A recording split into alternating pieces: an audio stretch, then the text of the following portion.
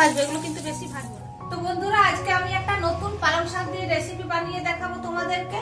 তো সেই জন্য পালং শাক নিয়ে নিয়েছি। এখানে দেখো পালং শাকগুলো বেছে নিয়েছি, তারপর ভালোভাবে ধুয়ে নিয়েছি।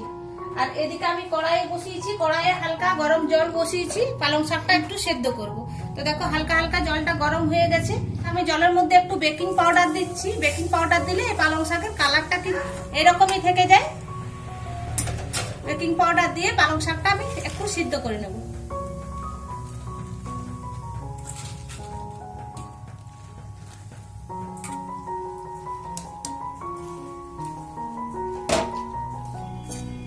একটা ঢাকা দিয়ে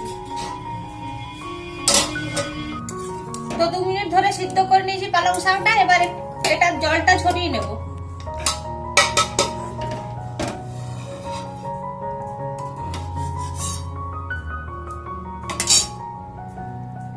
এই যে জলটা ঝরিয়ে নিয়েছি।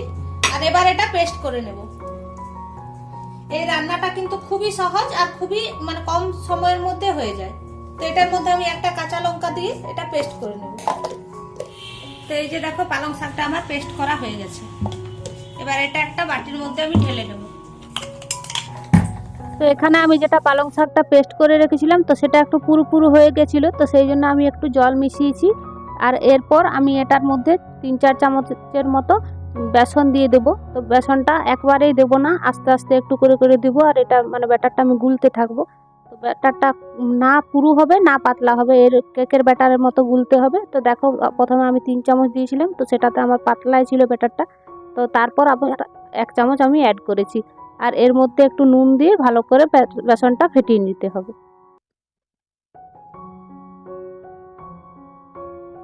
তো এইদিকে ব্যাটারটা তো আমার রেডি হয়ে গেছে। আর এই একটা কড়াই বসিয়েছি, তার মধ্যে গরম জল করতে দিয়েছি, আর একটা মাঝে স্ট্যান্ড দিয়ে দিয়েছি। আর এইদিকে দেখো এই একটা থালার মধ্যে একটু তেল চারিপাশে লাগিয়ে নিয়েছি।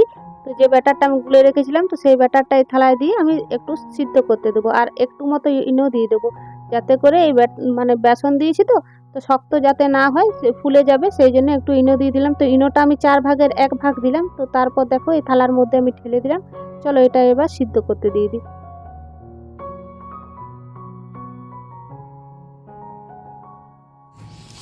তো যাকে এটা সিদ্ধ হবে তাকে আমি একটা মশলা বানিয়ে নেব। তো এই মশলাটার মধ্যে দেব ধনেপাতা। আর আমি ওই যে জারটা পালং শাকটা পেস্ট করেছিলাম সেই জারটার মধ্যেই কিন্তু এটা দিচ্ছি, ধুলাম না আর আলাদাভাবে। ধনেপাতা দিয়েছি, একটা টমেটো, কাঁচা লঙ্কা, রসুন আর আদা, এগুলো সব দিয়ে আমি একটা পেস্ট বানাবো। তো এই যে আমার মশলাটা বানানো রেডি হয়ে গেছে। এইদিকে আমার পালং শাক আর বেসন দিয়ে যে ধোকা বা সেটা বানিয়েছি সেটাও সিদ্ধ হয়ে গেছে। নামিয়ে নিই। এটা এবার একটু ঠান্ডা হবে, তারপর আমি ছাড়াবো।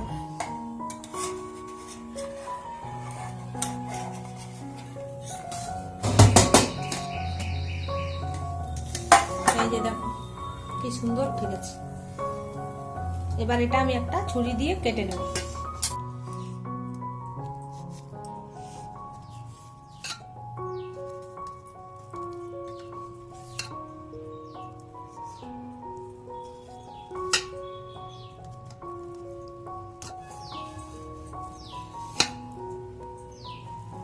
একটু আলাদাভাবে শেপটা দিচ্ছি যাতে দেখতে ভালো লাগে। আর এই যে দেখো কত সুন্দর নরম সফট হয়েছে। তো এবার আমি এগুলোকে এলে ভেজে নেব।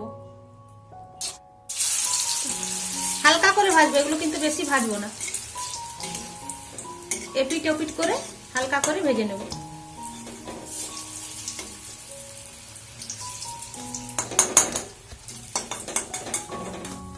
এই যে দেখো আমার সবগুলো ভাজা হয়ে গেছে। আর এবার আমি ওই তেলের মধ্যে এই রান্নাটা করব। তো প্রথমে আমি ফোড়নে দেবো গোটা জিরা আর শুকনো লঙ্কা। তো ফোড়নটা একটু ভাজা ভাজা হয়ে গেছে। আর এবার আমি যেটা পেস্ট করে রেখেছিলাম এই পেস্টটা দিয়ে দেবো।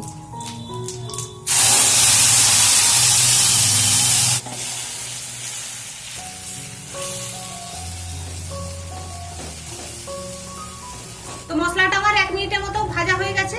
আর এরপর আমি দেবো নুন, স্বাদ মতো নুন, একটু চিনি, হাফ চামচের মতো ধনে জিরা পাউডার, আর তারপর দেবো একটু কাশ্মীরি মির্চ পাউডার, কালারটা আসার জন্য। আর আমি এই রান্নাটায় কিন্তু একদমই হলুদ ইউজ করব না। চলো এবার ভালো করে সব কিছু দিয়ে আমি মশলাটা ভালোভাবে কষিয়ে নিই। তো দেখো মশলার থেকে তেল ছেড়ে দিয়েছে, মশলাটা আমার ভালোভাবে কষানো হয়ে গেছে। এবার আমি এই যে ধোকাগুলো দিয়ে দেবো।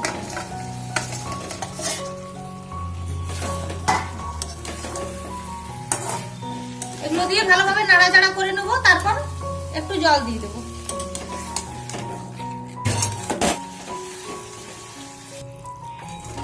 তো এখানে আমি পরিমাণ মতো জল দিয়ে দিলাম। এবার আমি একটা ঢাকা দিয়ে 2 মিনিটের মতো ফুটতে দেব।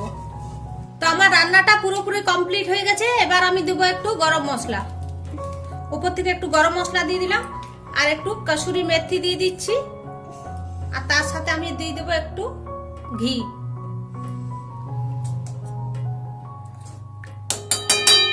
ঘি দিয়ে একটু মিশিয়ে নেব।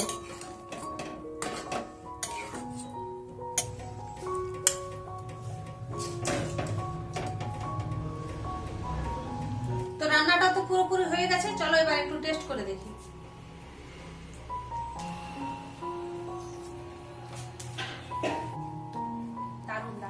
তো বন্ধুরা, তোমাদের আমার এই রান্নাটা কিরকম লেগেছে কমেন্ট করে কিন্তু অবশ্যই জানাবে। আর তোমাদের যদি একটু হলেও রান্নাটা ভালো লেগে থাকে তাহলে চ্যানেলটাকে ফলো করে দেবে।